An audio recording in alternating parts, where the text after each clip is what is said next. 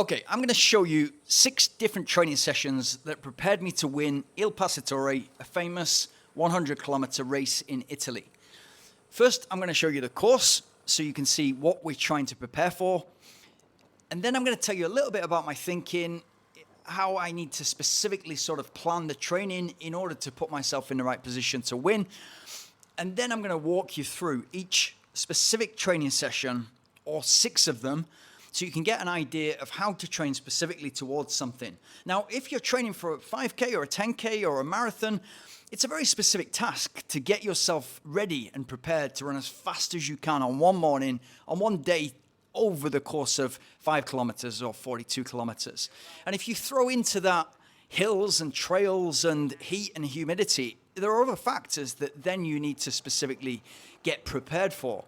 But I'm not going to show you anything fancy, nothing too technical. I'll show you what the heart rate is doing and some of the biomechanics, but hopefully you'll be able to take it in. So here's the course. Starts in Firenze, in Italy, Florence, goes up a little bit, comes down, and then you've got your main climb, and then you've got a pretty severe sort of 10 kilometers down at least, and then another marathon into Faenza, which that whole region is spectacular. It's super, super picturesque, and it's Italy, so sport for them is their religion, and they love things like cycling and running, and so full of fans sort of all the way through the course, and it's exciting to be part of. So what am I preparing for there? It's essentially, for me, it's an undulating first marathon, and then your legs have got to be pretty fresh to attack that first hill. And I'm thinking, in order to win this, I've got to attack and take a lot of time out of people on that second main climb there, which is the main climb up the col. And then my weak area is coming downhill. And so I've got to condition, during the training program and before, I've got to condition my quads so that they're not beat up after that 10K pretty much sheer drop after 48, 49K.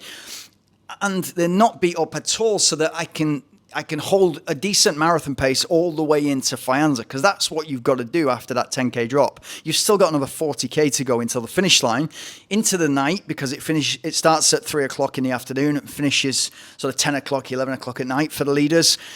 So yeah, that's what I'm thinking as I'm going into the training. So I'm going to give you an overview of 6 specific sessions. This is the first. Not going to go into loads of detail, but we're going to look under the bonnet. And this, by no means, is the starting point. So this is 31st of March.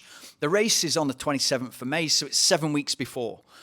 You're going to do 22 times a kilometer, which sounds like a lot, just 60 seconds rest in between. But we're doing 11 of those kilometers uphill and 11 downhill. And this is in Thailand. So I'm based over the winter. And into spring, I'm based in Thailand, which for me, I think, okay, it's going to be hot when we get to May.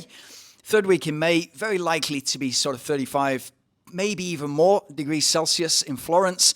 I want to prepare myself, so I'm not coming out of an Italian winter or a European winter where it's been pretty cold, and it's a shock to me to be running that far on race day.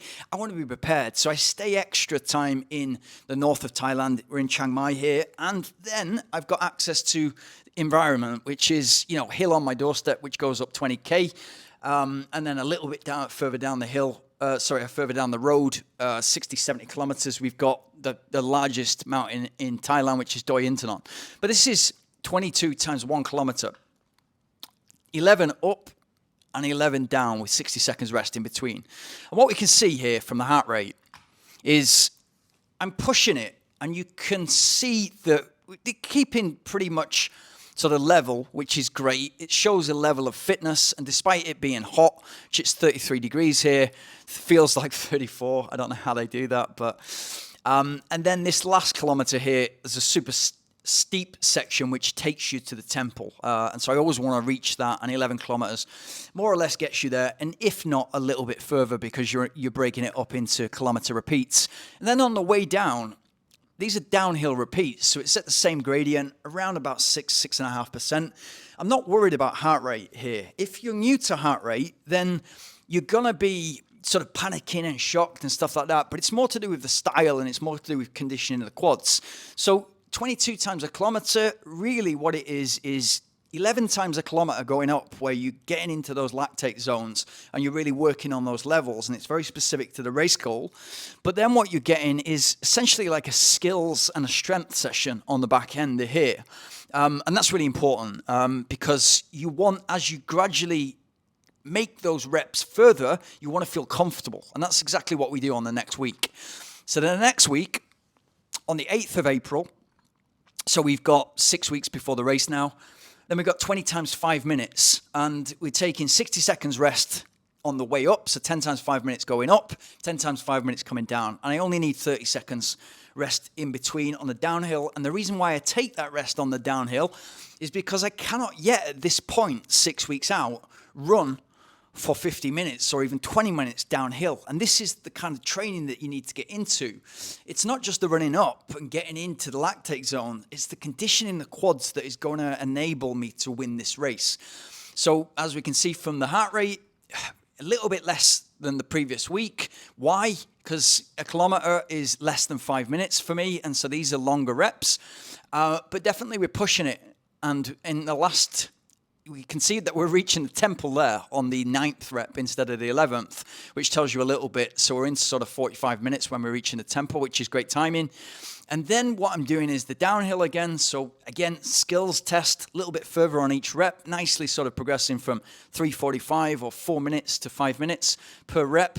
And then on the end, I've got 5 kilometers flat.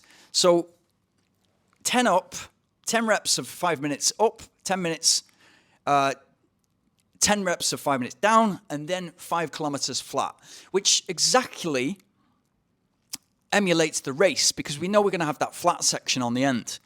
Moving on to the next week, this is the 17th of April, so we've got just over 4 weeks to go. This is 10 times 10 minutes, 5 times 10 minutes up, 5 times 10 minutes down, and then 60 seconds rest going up in between each rep, 45 seconds coming down. So because I've doubled the rep from 5 minutes to 10 minutes going up and down, specifically for the down, because it's a weak area, I need a little bit extra rest than the 30 seconds rest I was having the week before.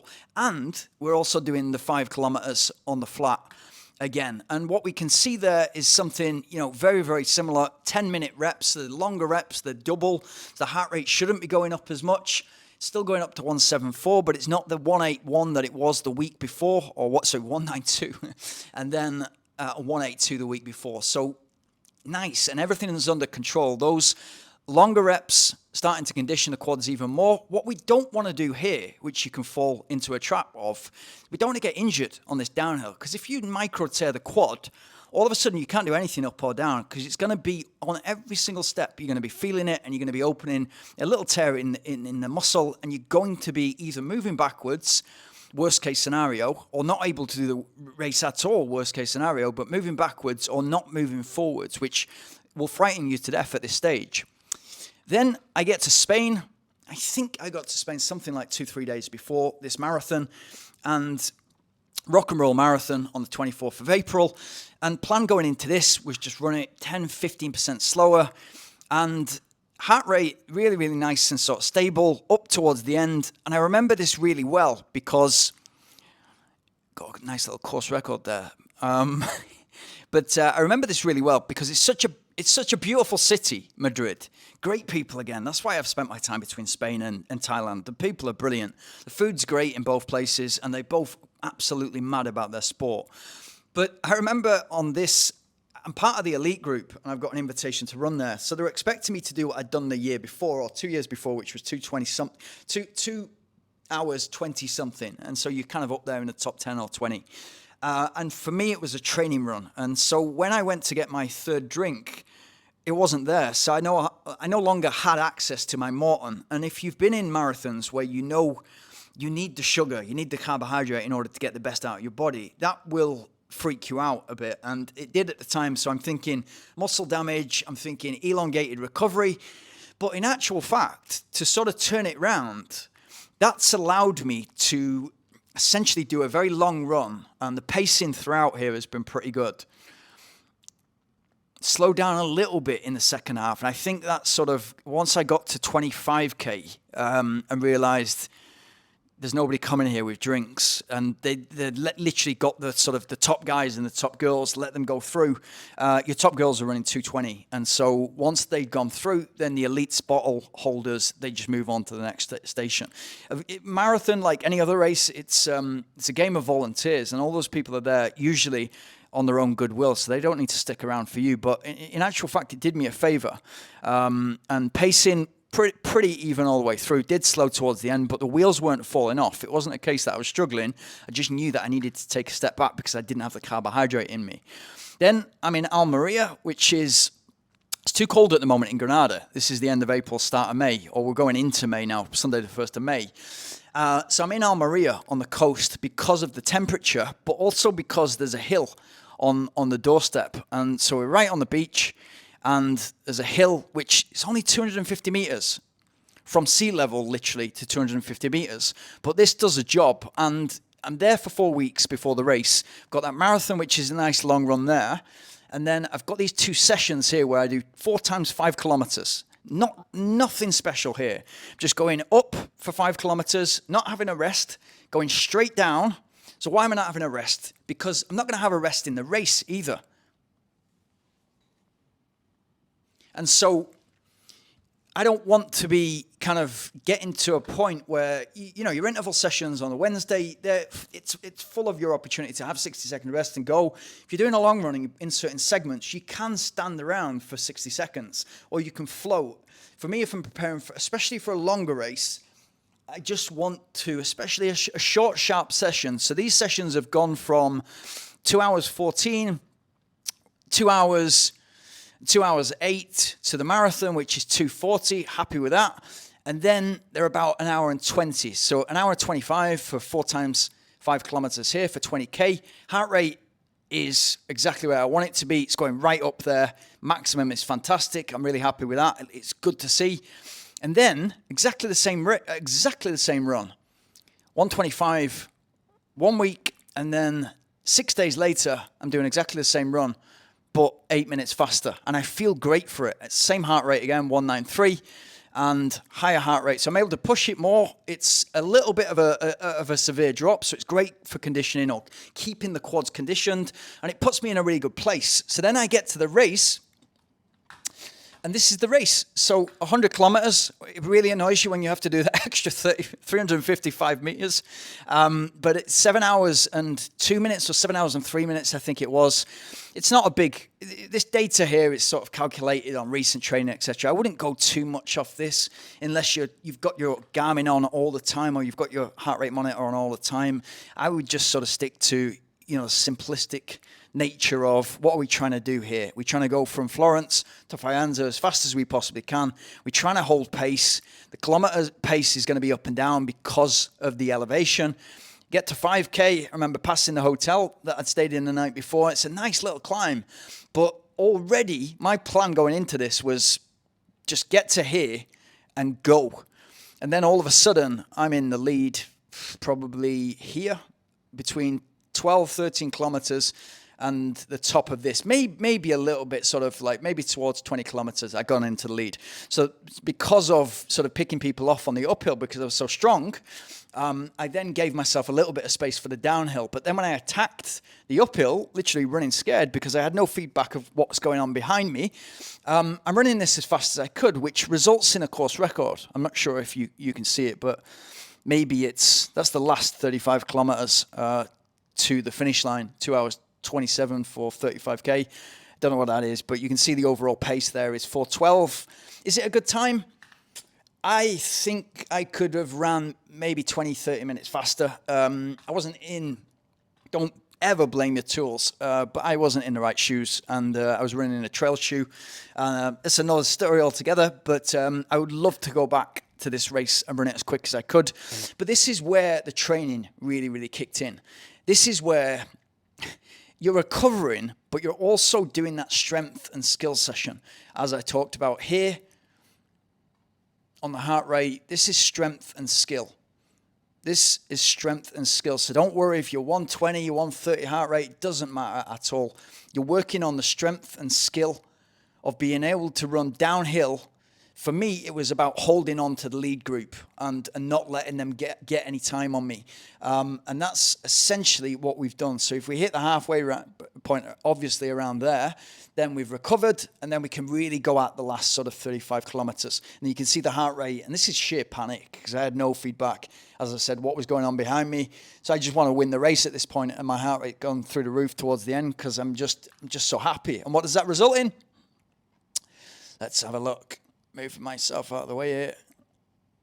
A distanza di 3 anni dall'ultima volta è tornata all'antico splendore la 100 km del Passatore dei 3200. I have no idea what they're saying, but it sounds good. And this is like, there's thousands of people on that square there. And kids everywhere. It's brilliant for kids. It's late at night. It's 10 o'clock at night. There is the real champ. This is the main man. Like, if you want to be like any runner in the world, this is without doubt the main man. And there's somebody's handed me a pint, and I didn't drink that bottle. But there you go. And so for me,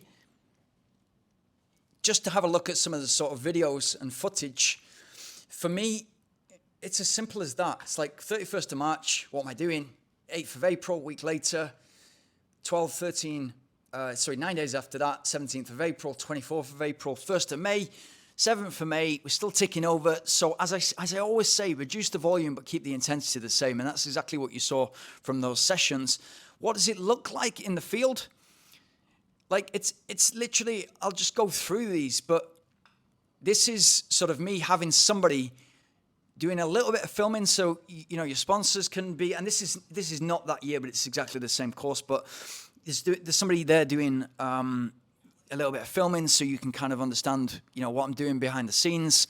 And you know, as I've said before, it's a social media game these days, and so this sort of stuff is actually more important than the victories oftentimes. But this is what it looks like, I guess, and this is why I'm showing you this.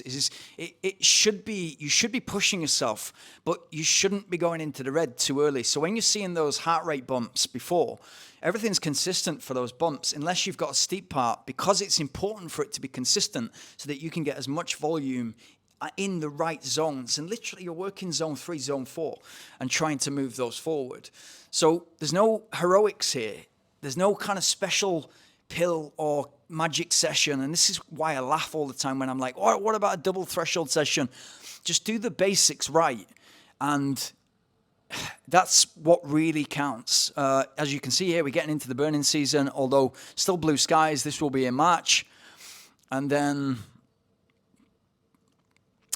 in between, you know, this is gold. Kevin, my friend, who's half German, half Thai, without him helping me out with the bottles and stuff like that, these sessions just wouldn't be possible. And so if you've got a mate who you can help one week and they can help you the other week, it's gold, because then you can focus on your 60 seconds rest, especially on something like this, which is hill. Of course, you don't need that if you're doing laps, or if you're doing laps of your local village or whatever.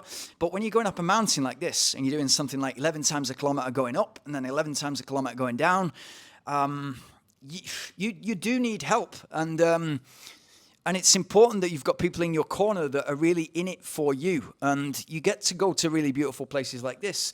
And it makes it so much easier when you're in a place like this that is surrounded by or full of athletes, cyclists, triathletes, runners, who are all in the same mindset. Let's get to bed early. Let's get up early. Let's do the work. Let's eat clean. Let's eat healthy, and do it all again tomorrow.